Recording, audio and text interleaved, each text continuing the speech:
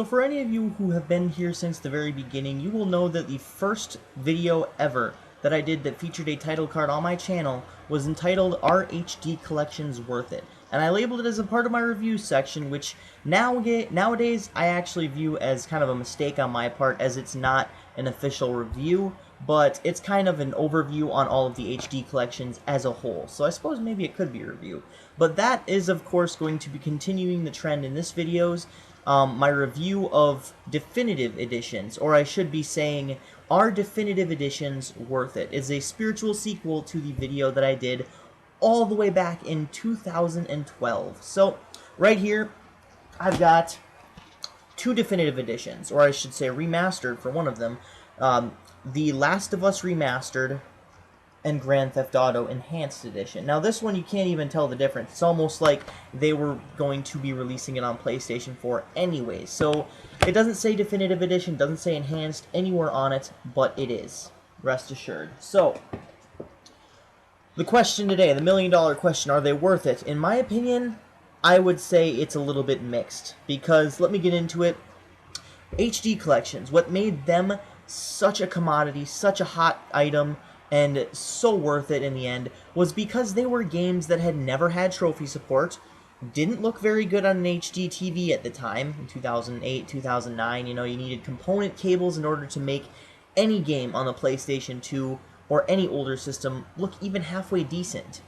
And, of course, they were never HD to begin with, so even if they did look good, like I got my PlayStation 2 here, sitting here on my TV that I got in 2013, looks amazing for the PlayStation 2. It's not HD. Such a great thing. The greatest thing about it is that it was taking a game that was not HD, didn't have an aspect ratio of 16:9, and basically modernizing it and turning it into a PlayStation 3 and Xbox 360 game. Definitive editions is where I draw the line. I only have two definitive editions of games that came out in 2013 because they are a part of my favorite games, and Grand Theft Auto 5, arguably should have been released on the PlayStation 4 anyways as a launch title. That would have been very, very good. That would have been ideal, I should say. The Last of Us, on the other hand, it was a game that I was kind of on the fence about. At first, I kind of said, why are they remaking this? I just played this a couple years ago, but they got me on the price point and they got me on the photo mode.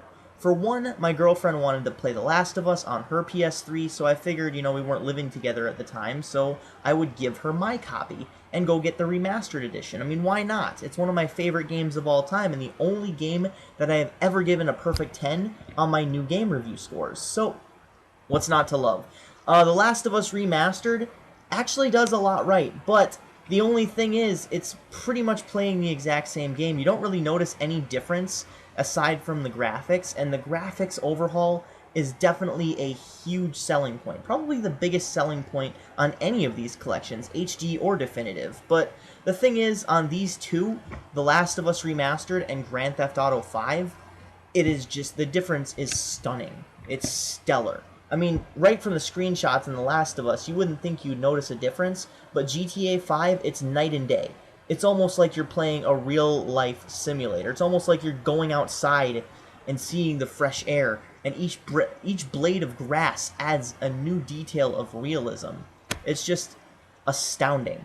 When these definitive editions came all the way back in, 2014 or late 2013, I said to myself, the only version that I would ever get of a definitive edition would be GTA 5. That, of course, was proven wrong. I got The Last of Us, but I still stand by that. They're coming out like wildfire, and they're not even, to my knowledge, selling that well. I mean, maybe they are, but to me, they're only worth it for a few reasons. It's very, I'm very on the fence about this. The only way that they would possibly be worth it is if you hadn't played the game before and want to experience it on your PS4, which, I thought about Tomb Raider, but ultimately decided against it, or if you like the game so much to the point where you would probably buy it for any console that it comes out on.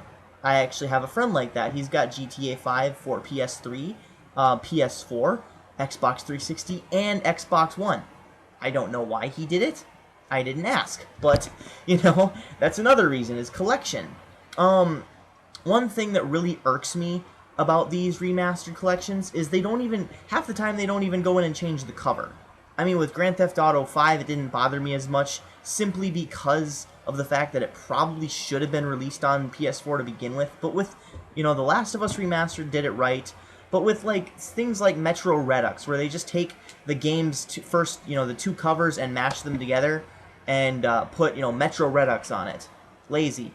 Tomb Raider, Definitive Edition. Take the cover of the original, type Definitive Edition, slap it on. Lazy. Devil May Cry, DMC. While I didn't like the, original game of DMC Devil May Cry, played it on PC, all they did was take the original cover. I mean, it's just, they take the original cover, take games that had trophies to begin with, and they just put them on the PS4 and Xbox One. It doesn't make much sense. I mean, it's just, you're taking games that people probably played, like, a year ago, maybe, or less even in some cases, and just slapping it on a new system. I mean, one of the greatest things about HD collections is the fact that they take old games and upgrade them significantly. The fact that they're old games means that you're going through these games with something new, something fresh, something exciting, and you probably haven't played these games in a while, simply because of the fact that they're 10 to 12 years old. Or in the case of God of War, 5 or 6 years old. When it first came out. Actually, the original God of War was 4 years old, but it was still on an old console and did not have all the things I listed previously. God of War 3 does. And that's where it goes wrong. You take a game that had trophies to begin with, slap it on high-res HD, remake, basically. It was already in HD to begin with. It already had trophies. It already had an aspect ratio of 16:9, and it already had 720p HD capacity. Ooh, it's 1080p 4K, okay, and then you're gonna buy it again for $60? I mean, one of the greatest selling points also of an HD collection is the fact that they were selling them for $50. They did that with what was it? Fuck. The Last of Us Remastered. Grand Theft Auto 5 I had to buy at $60.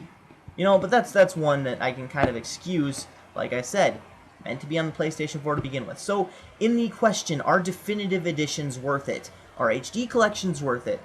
I would probably say yes. Is the definitive edition of an HD collection worth it? Final Fantasy X? No. Especially if you're going to put in a fixed random number generator and ruin the entire thing. Honestly, how can you have bugs in a PlayStation 2 game up-res to HD? I mean, it just doesn't make much sense. But yeah, that's the era that we're in right now. Making definitive editions of an HD collection. I mean, it's just sad. But are definitive editions worth it? It honestly depends. And I would look into it before you buy any one of them, because some of them actually have bugs that weren't present in the original release. Some of them overhaul the entire menu interface and make them into a completely different experience, and some of them have different music. So, it is what it is, I suppose. That's really all I have to say on the matter. I think they're worth it in cases such as these, but overall, no, I probably wouldn't waste my money on them. So, that's my opinion, and as always, this is Midnight Strike 3625. Keep calm and rock on.